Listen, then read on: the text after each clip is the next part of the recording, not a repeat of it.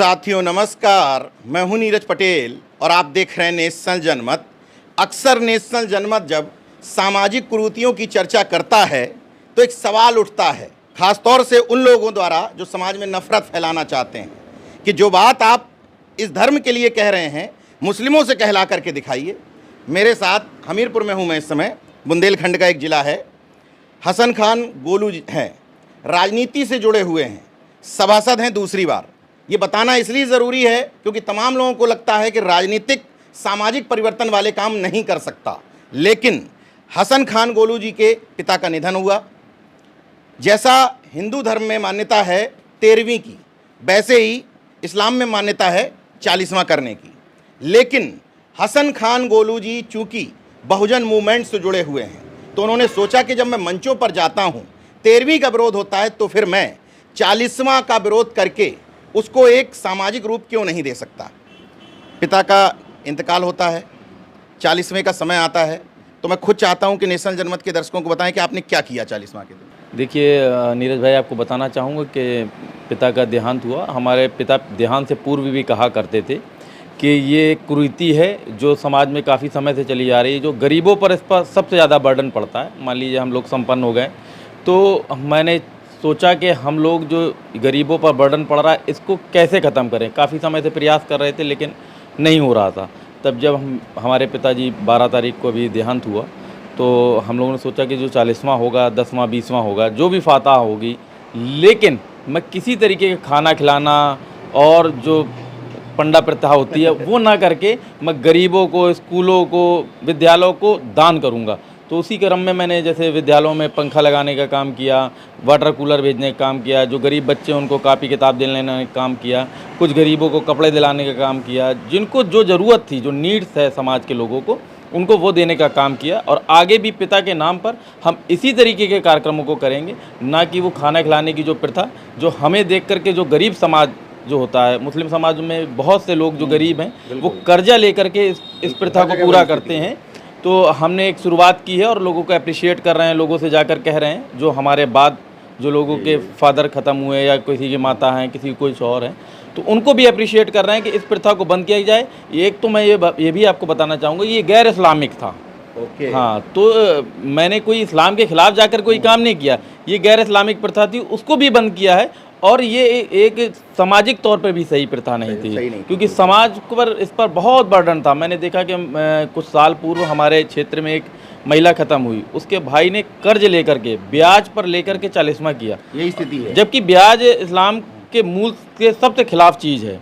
इस्लाम में ब्याज हराम माना गया, लेकिन कुछ ऐसी प्रथाएं बनी हुई थी कि उस व्यक्ति को कर्जा लेकर के ब्याज पर अपने बहन का 40वां करना पड़ा।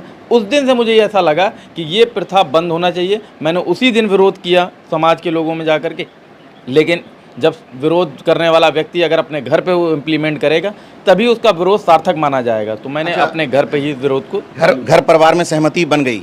देखिए, घर परिवार में कुछ लोगों ने विरोध किया, लेकिन मैंने उन्हें समझाया कि ये हमको तो कोई दिक्कत नहीं है, आपको ये लग रहा हो कि मैं पैसे बचाने के लिए कर रहा हूँ, तो मैं सबको बताऊँगा कि मैं उससे दुगना पैसा खर्चा कर दूँगा अपने पिता के नाम पर, लेकिन मैं 1 रुपये मतलब खाना खिलाने और जो पंडा प्रथा है जो हमारे समाज में भी चल रही है उस पर नहीं खर्चा करूँगा।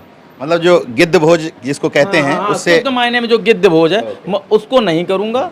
मैं शुद्ध विरोध किया और वो विरोध में तमाम समाज के लोग, परिवार के अलावा मौलाना हैं, मौलवी हैं, इन लोगों का क्या? देखिए, मौलाना मौलवियों को मैंने अपने घर पर बुलाया और उनसे बात की कि मैं एक ऐसी इस प्रथा के खिलाफ जाने का काम कर रहा हूँ। तो और उन्हें ये भी बताया कि समाज को कितनी नीड्स है इस चीज़ की। मैं सामाजिक व्यक्ति हूँ, मैं समाज के बीच में रहता हूँ, जनप्रतिनिधि होने के नाते मुझे लोगों का दर्द दिखाई देता है। तो उनको जब ये बात समझाई तो उनको भी समझ में आया और उन सारे लोगों ने मुझे अप्रिशिएट किया और कहा कि आप विरोध करेंगे तो हो सकता है कि ये प्रथा बंद हो जाए।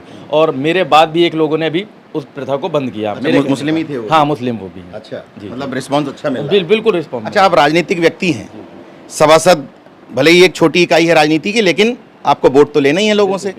1 बार वोट लिए, 2 बार वोट लिए, 2 बार आप सभासद हो गए हैं, तो लोगों के मन में यही खौफ होता है। मैं जानबूझ के ये सवाल कर रहा हूँ कि यार हम ऐसा करेंगे तो हमारा वोट बैंक नाराज हो जाएगा, कुछ लोगों को ये लगेगा कि ये सिस्टम के अगेंस्ट जा रहे हैं।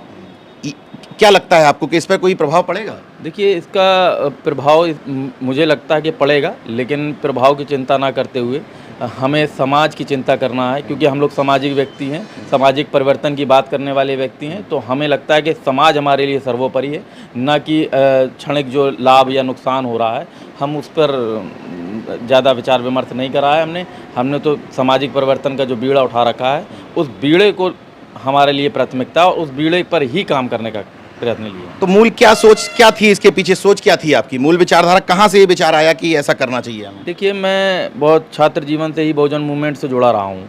तो जब मैंने देखा कि बहुजन मूवमेंट में 13वीं का 13वीं का विरोध होता है, तो मैंने ये समझा कि हमारे यहाँ भी इस तरीके की कोई प्रथा चल रही है, हमें उसका भी विरोध करना चाहिए। ऐसा नहीं है कि हम सामने वाले की प्रथा को सुने और ताली बजा कर चले आएँ। हमें अगर हमारे घर में भी कुछ बुराई है तो हमें उसको भी सुधारने का काम करना पड़ेगा। तो मैंने बड़े भाई नीरज कश्यप जी से ये बात जब सबसे पहले बताई, तो उन्होंने मुझे अप्रिशिएट किया और उन्होंने कहा कि नहीं, इस चीज़ को आपको करना चाहिए, इससे समाज में अच्छा मैसेज जाएगा। आप समाज में स्थान रखते हैं, अगर आप करेंगे तो सारा समाज इसको फॉलो करेगा। तो मेरी कोशिश है कि मैं चाहता हूं जो वीडियो देख रहे हैं उनको ये भी आप बता दें कि भाई लगता है ना कि अच्छा ये नहीं किया तो इसके बदले में एक पंखा लगवा दिया होगा। एक स्पष्ट बता दीजिए कि क्या क्या आपने समाज के लिए किया। देखिए, मैंने अभी इस्लामी इंटर कॉलेज है हमारे यहाँ, उस पर 10 पंखे लगवाए हैं। 10 पंखे? हाँ, अभी 10 और लगाने का प्लान है।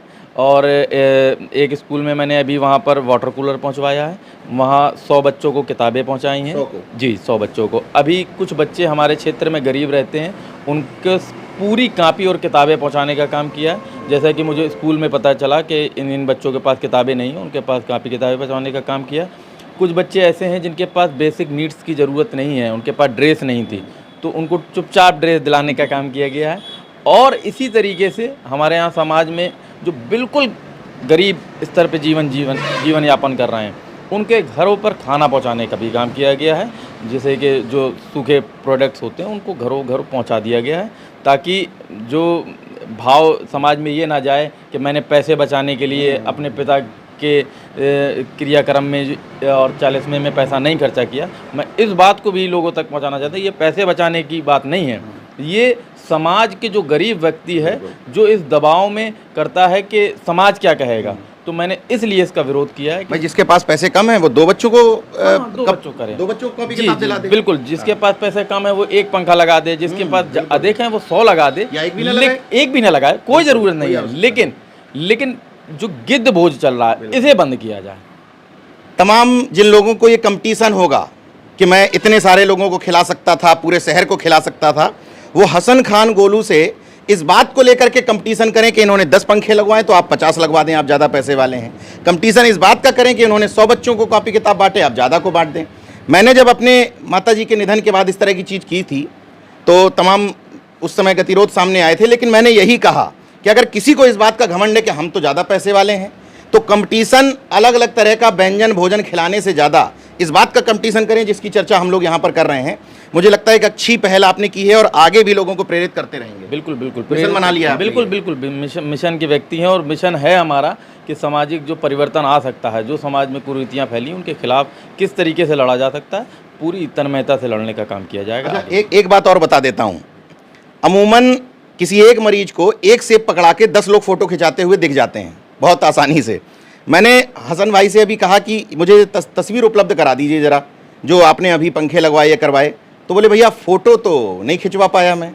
मतलब मकसद ना राजनीतिक था ना उसका प्रोपोगेंडा था, लेकिन फिर भी मैं कहूँगा इनसे कि वो फ़ोटो खिंचवाइए, उपलब्ध कराइए, इसलिए क्योंकि ये फ़ोटो चमकाने का मकसद नहीं है बल्कि समाज में प्रेरणा देनी है। और तमाम ऐसे लोग, हसन खान गोलू जैसे लोग हमें अपने मुस्लिम भाइयों में भी तैयार करने हैं जो इस कुरीतियों के खिलाफ इस बहुजन मूवमेंट में कंधे से कंधा मिलाकर हमारे साथ चलने को तैयार हों। देखते रहिए नेशनल जनमत, जागरूक और सजग बने रहिए। जय विज्ञान, जय संविधान, जय लोकतंत्र। धन्यवाद। शुक्रिया बात। धन्यवाद।